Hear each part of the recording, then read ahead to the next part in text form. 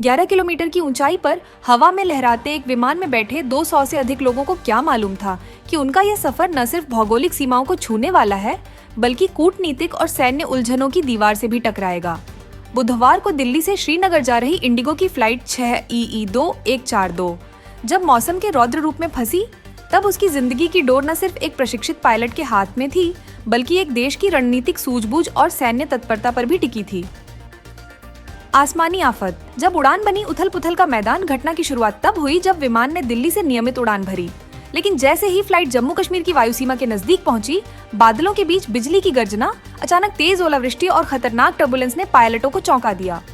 यात्रियों के चेहरों पर डर साफ झलक रहा था। आशंका, बेचैनी और दहशत ने 30,000 फीट की ऊंचाई को एक अनिश्चित मौत की छाया में बदल दिया था। पायलटों को जल्द ही ये समझ आ गया कि विमान इस तूफान से सीधे नहीं लड़ सकता, उन्हें रास्ता बदलना ही होगा। लेकिन इस बार रास्ता कोई आम वैकल्पिक रूट नहीं था। ये रास्ता भारत-पाक संबंधों के सबसे संवेदनशील पहलुओं से जुड़ा था। इंडिगो के पायलटों ने मौसम से बचाव के लिए पाकिस्तानी हवाई क्षेत्र में कुछ मिनटों के लिए प्रवेश की अनुमति मांगी।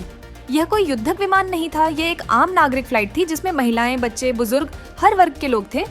लेकिन लाहौर एयर ट्रैफिक कंट्रोल ने साफ शब्दों में इस अनुरोध को ठुकरा दिया। कारण था, 11 मई से पाकिस्तान ने भारतीय विमानों के लिए अपना एयर स्पेस बंद कर रखा है। वजह, कश्मीर घाटी में हुए पहलगाम आतंकी हमला और भारत की तरफ से शुरू किया गया ऑपरेशन सिंदूर, जिसके बाद दोनों देशों के बीच सैन्य तनाव चरम पर है। भारतीय वायुसेना का हस्तक्षेप, विमान के पाकिस्तानी क्षेत्र में प्रवेश से मना होने के बाद पायलटों ने तुरंत दिल्ली स्थित फ्लाइट इंफॉर्मेशन क्लियरेंस (FIC) से संपर्क किया और उन्होंने भारतीय वायुसेना की उत्तरी कमान से मदद मांगी। वायुसेना ने किसी औपचारिक अनुमति का इंतजार नहीं किया, उन्होंने पायलटों को तूफान से बाहर निकलने में हर संभव मदद दी। पायलटों को तेजी से एक वैकल्पिक मार्ग सुझाया गया जिससे वे श्रीनगर की ओर बढ़ सके। इस बीच भारतीय वायुसेना के कंट्रोल रूम ने दिल्ली ATCs के साथ मिलकर हर सेकंड समन्वय किया। ये सिर्फ एक विमान को लैंड कराने की कोशिश नहीं थी, ये समय और संवेदनशीलता की परीक्षा थी। एक समय ऐसा भी आया जब पायलटों ने सोचा कि फ्लाइट को वापस दिल्ली ले जाना ही बेहतर विकल्प होगा, लेकिन तब तक तूफान का दायरा इतना बढ़ चुका था कि दिल्ली लौटना खुद को खतरे में डालने जैसा होता। ऐसे में पायलटों ने श्रीनगर की ओर जाने का निर्णय लिया। ये सिर्फ एक निर्णय नहीं था, ये उस हौसले और विवेक का परिणाम था जो हजारों घंटे की ट्रेनिंग और संकट में लिए गए सेकंडों के फैसलों से बनता है। अंततः फ्लाइट ने श्रीनगर एयरपोर्ट पर सुरक्षित लैंडिंग की। यह सिर्फ एक विमान की लैंडिंग नहीं थी, यह 200 से ज्यादा जिंदगियों की वापसी थी।